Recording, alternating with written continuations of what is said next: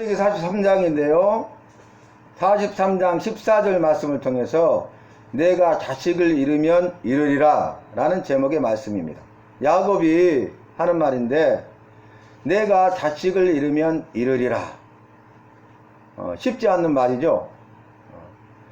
비상상황, 죽음의 위기, 생존의 위기 가운데 있는 야곱, 그리고 야곱뿐만 아니라 그의 자녀들, 다시 말하면 요셉의 아버지 그리고 요셉의 다른 형제들이 죽음의 위기 가운데 있어요.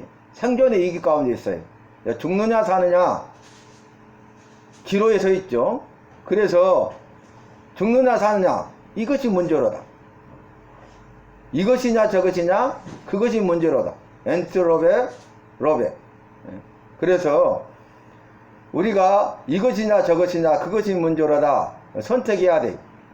이것을 선택하든지 그것을 선택하든지. 선택은 하나죠. 두 갈래의 길이 있는데 오른쪽 길로 갈 것인가 왼쪽 길로 갈 것인가 선택해야 됩니다. 갈라지는 길이죠. 그래서 두 갈래의 길이 있으면 나뉘게 돼요. 다시는 합류되지 않아요. 전혀 다른 길을 가게 되고 그 목적지도 다르게 됩니다. 우리 이 땅의 삶도 마찬가지지만 우리가 죽음 이후에 영원한 세계 가운데의 삶도 마찬가지. 우리가 선택해야 돼. 천국이냐 지옥이냐, 영생이냐 영벌이냐. 그래서 이 땅의 삶이 중요하고 이 땅의 삶을 살 때 우리는 항상 선택해야 된다는 거예요. 선택하기 위해서는 결단해야 되죠. 선택은 뭘 전제로 하고 있냐면 결단이에요. 그러니까 이것을 택할 것인가 그것을 택할 것인가 결단을 해야 나는 이걸 택할 거야. 결단하고 이것을 택하는 거죠. 선택. 그러니까 결단과 선택. 오늘 말씀 보면 내가 자식을 잃으면 잃으리라. 이런 고백을 하는 것은 그가 결단했기 때문이에요. 그리고 이제 죽느냐 사느냐, 죽을 것인가 살 것인가, 죽지 않고 살기로 결단하고 그것을 선택한 거죠. 왜냐하면은 오늘 말씀의 시작이 그 땅에 기근이 심하고, 우리가 지난번 말씀이 뭡니까? 그 땅에 기근이 있었어요. 기근이 있어가지고 양식이 다 떨어지고 먹을 양식이 없어서 굶어 죽게 되니까 야곱이 하는 말이 뭡니까? 너희가 왜 가만히 서로 바라만 보고 있느냐? 애굽 땅에 곡식이 많으니 가서 곡식을 사오라. 그러면 살고 죽지 아니하리라. 이렇게 했잖아요. 그래서 그 아버지의 말대로 가나안 땅에 기근이 있고 먹을 양식이 없어 굶어 죽게 된 그들이, 즉 요셉의 형제들이 애굽의 국무총리 앞에 서죠. 애굽의 국무총리는 누굽니까? 요셉이잖아요. 그래서 이제 곡식을 사와요. 그런데 그 돈을 자루에 넣어가지고 다시 돌려보냅니다. 나중에 와서 보니까 자루를 풀어보니까 돈이 있는 거예요. 그때 어떻게 했습니까? 시므온을 옥에 가두고 보냈어요. 그리고 다음에는 너의 동생 베냐민, 말째 베냐민을 데려오지 아니하면 내 앞에 설 수 없다. 이렇게 말했어요. 그런데 사온 양식이 다 떨어졌죠. 먹을 게 없어요. 굶어 죽게 되었어요. 생존의 위기입니다. 죽음의 위기입니다. 사느냐 죽느냐 그것이 문제로다. 결단하고 선택해야 됩니다. 그런데 야곱이 하는 말이 뭐예요? 내가 요셉도 잃어버리고 시므온도 잃어버렸는데 이제 베냐민까지 잃어버릴 수는 없다는 거예요. 그래서 양식이 떨어졌어도 보내지 않았는데 이제 뭐라고 합니까? 유다가 말하기를 아버지가 허락하였다면 벌써 2번은 왔다 갔으리이다. 그러니까 그만큼 양식이 없고 절실한 거죠. 먹을 양식이 떨어지고 부족하기 때문에 아껴도 힘들기 때문에 벌써 아버지가 허락했다면 2번은 왔다 갔다 했다는 거예요. 곡식을 쌓았다는 거예요. 그런데 2번 동안 가지 않았으니까 이제는 마지막이죠. 아무것도 없는 거죠. 굶고 있는 거죠. 죽는 일만 남은 겁니다. 그러니까 야곱이 결단하고 선택하는데 베냐민과 함께 가라는 거예요. 그 애굽의 국무총리의 말대로 베냐민과 함께 가서 곡식을 사오라는 거예요. 그러면 지난번처럼 우리가 다 살고 죽지 아니하리라. 그 방법밖에 없죠. 유일한 방법이에요. 그러면서 오늘 14절에 뭐라 합니까? 전능하신 여호와께서 그 사람에게서, 그 사람 앞에서 너희에게 은혜를 베푸사 다른 형제들과 베냐민을 돌려보내기를 원하노라. 그의 소원이 뭐예요? 무사히 곡식을 사오되, 곡식을 사오는 것뿐만 아니라 그의 자녀들, 그러니까 다른 형제들, 요셉의 다른 형제들과 요셉의 동생인 말제인 베냐민을 애굽의 국무총리가 돌려보내기를 원한다. 이런 소원을 가지고 곡식을 사오라고 보내죠. 그런데 그 다음에 말이 뭡니까? 내가 자식을 잃으면 잃으리라. 이제는 요셉도 잃어버리고 시몬도 잃어버렸는데 베냐민을 잃어버린다 할지라도 그걸 받아들이겠다는 거예요. 왜냐하면은 다른 사람들이 살아야 되잖아요. 가족이 살아야 되잖아요. 그래서 요셉과 시몬을 잃어버리고 이제 베냐민을 잃어버린다 할지라도 모든 가족이 앉아서 굶어 죽을 수는 없기 때문에 죽음의 위기 가운데, 생존의 위기 가운데 이 결단과 선택의 기로에 섰을 때에 결단하고 과감하게 선택한 것입니다. 여러분, 우리도 마찬가지. 우리의 삶, 나의 삶 가운데, 우리 인생 가운데 순간순간 우리가 결단하고 선택해야 될 문제들이 많습니다. 우리가 결단하고 선택했는데 그걸로 끝난 게 아니라 또 다른 또 문제가 있어요. 그것도 이것이냐 그것이냐 선택해야 돼. 이것이냐 저것이냐 그것이 문제로다. 그래서 또 결단하고 선택하고 나아가고 또 우리 앞에 그러한 문제들이 있으면 또 결단하고 선택하고 이렇게 날마다의 삶 가운데 우리 인생을 헤쳐나가는 거죠. 이 땅의 삶은, 세상에서 삶은 만만찮아요. 쉽지 않습니다. 결코 녹록지 않습니다. 왜냐하면 여러가지 상황과 환경들이 우리에게 펼쳐지잖아요. 우리 앞에 여러가지 어려움과 고난들이 기다리고 있고 우리 앞에 수없이 많은 장애물과 걸림돌이 있잖아요. 그래서 우리가 이 장애물을 건너뛰잖아요. 또 다른 장애물이 기다리고 있는 거예요. 또 이 걸림돌 가운데 넘어졌다가 다시 일어서잖아요. 또 다른 걸림돌이 있는 거예요.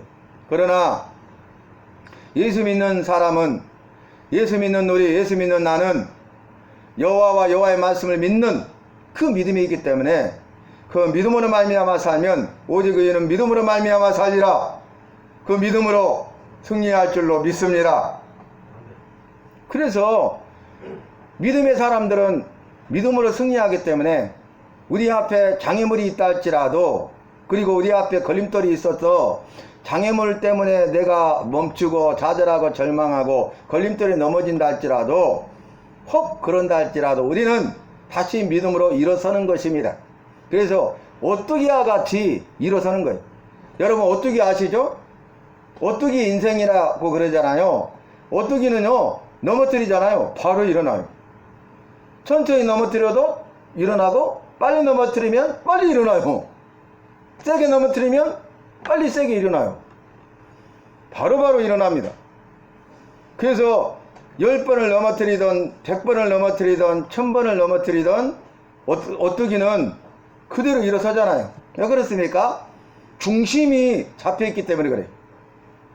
무게중심이 아래에 있기 때문에 넘어져도 그 무게가 아래에 중심을 잡고 있기 때문에 중심을 잘 잡고 있어서 일어서는 거예요.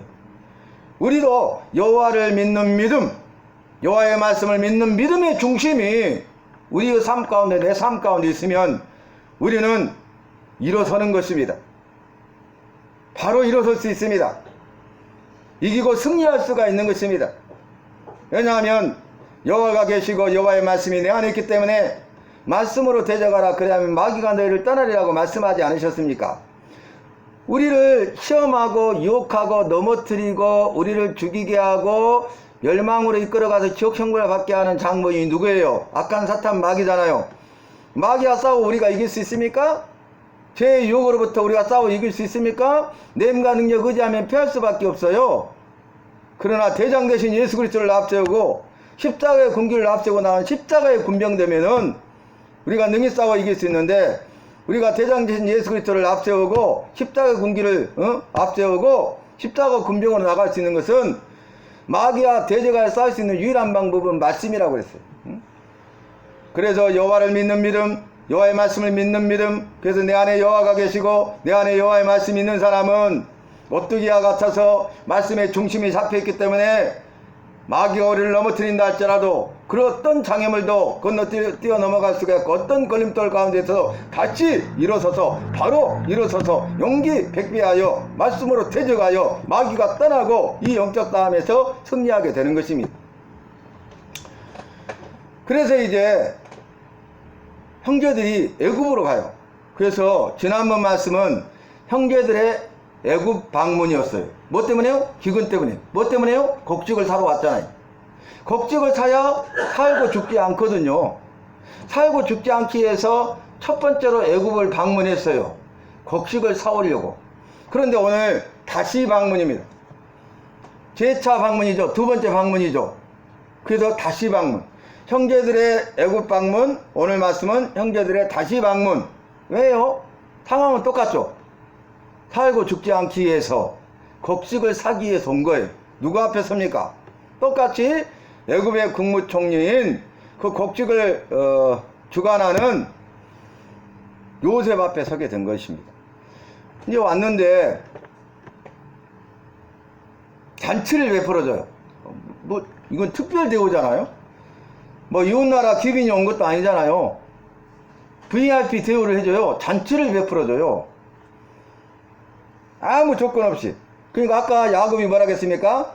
그 사람이 전능하신 여호와께서 그 사람 앞에서 너희들에게 은혜를 베푸사 다른 형제들과 이 베냐민을 돌려보내기를 원한다 그랬잖아요. 근데 그거 이루어지는 거예요. 이 애굽의 국무총리가 은혜를 베풀어서 잔치를 배설해줘요. 그런데 놀라운 것은 순서대로 자리에 앉히는 거예요. 놀랍죠? 그래서 형제들이 놀래요. 아니 자신들을 모르잖아요. 그런데 형제들을 순서대로 큰형부터 둘째, 셋째 이렇게 가지고 말째까지 딱 앉게 하는 거예요. 자리를 그렇게 배정해 놨어. 그리고 나서 이제 음식을 주는데 베냐민에게는 5배나 줬다는 거예요. 오늘 말씀. 그리고 마무리되죠. 그 뭐냐면은 은혜를 베풀고 형제들에게 특별한 은혜를 베풀고 잔치를 베풀어서 그들의 모든 먹고 마실 것들을 제공해주고 또 그들을 위로하고 그들을 기쁘게 하는데, 다른 형제들보다 그의 어머니가 누구예요? 라헬이 낳은 두 아들이 요셉과 베냐민이잖아요. 라헬은 베냐민을 낳았다고 죽었잖아요. 그래서 어머니가 갔잖아요. 아버지는 한 아버지 야곱이로되 어머니는 한 어머니잖아요. 두 형제만. 그래서 이 베냐민에 대한 그런 사랑이 특별한 거예요. 마치 야곱이 그 12명의 아들 가운데 요셉을 특별히 사랑해서 채색 옷을 입혔잖아요.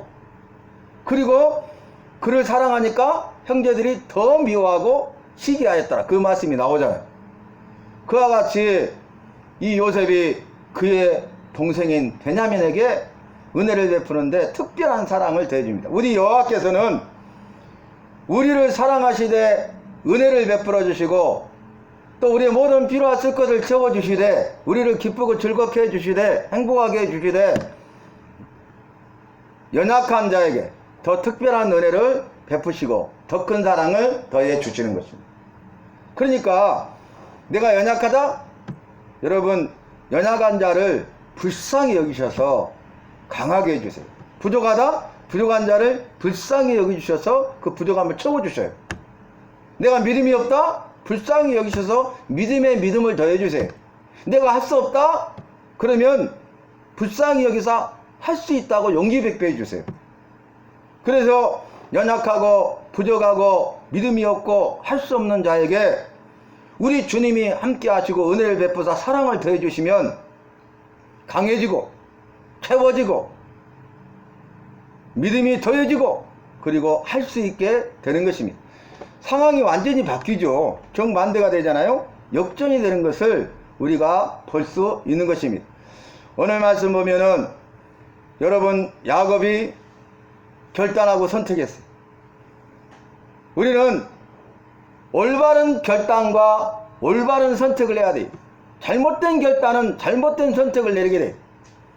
그 선택에 대한 책임은 바로 선택한 나에게 있는 거예요. 결단하고 선택한 나에게 그 책임이 있는 거예요. 결단하고 선택하는데 올바른 선택과 결단을 해야지 어떻게 결단하고 선택하느냐에 따라서 그 결과는 전혀 달라진다는 거예요. 그리고 그 결과에 대한 책임은 바로 나에게 있다는 거예요. 그러니까 여러분 이것이냐 저것이냐 그것이 문제로다 이렇게 결단하고 선택해야 될 때에 우리의 힘과 능력과 지혜를 의지하면 피할 수밖에 없다고 그랬잖아요. 그러니까 내 힘과 능력과 지혜를 가지고 이 세상에 있는 것들을 동원해 가지고 내가 결단하고 선택하지 말고 주님께 아뢰고 주님의 도우심을 힘입어서 주님께서 우리를 도와주셔서 믿음과 용기와 지혜를 더해 주시면 주님이 주시는 믿음으로 주님이 주신 용기로 주님이 주신 지혜로 우리가 올바른 결단과 올바른 선택을 해야 되고 그렇게 될 때에 삶의 결과가 달라지고 거기에 대한 책임이 나에게 있는데 주님이 은혜를 베푸시고 은혜를 베푸시되 사랑을 주시고 사랑을 더해 주시는 것입니다. 오늘 그래서 이 말씀은 복선을 깔고 있죠. 앞으로 될 일을 보여주는 그림자예요. 나중에 어떻게 합니까? 요셉이 그 형제들을 향한 정을 억제할 수 없어서 대성통곡을 해요. 그래서 그 자리를 떠나가지고 막 엉엉 울고 다시 차분히 감정을 추스린 다음에 와가지고 자기가 요셉임을 밝혀요. 깜짝 놀래죠. 애굽의 국무총리가 요셉이라는 거. 자기 동생 죽이려고 했던 종으로 팔아버렸던 죽은 줄 알았던 그 요셉이 애굽의 국무총리인 거예요. 그래서 위대한 고백을 하죠. 당신들은 이 일로 인하여 두려워하지 마소서. 왜냐하면 이제는 우린 다 죽었구나. 얼음이 돼 있는 거, 얼음. 우리 얼음짱 아시죠? 얼음쨍. 응?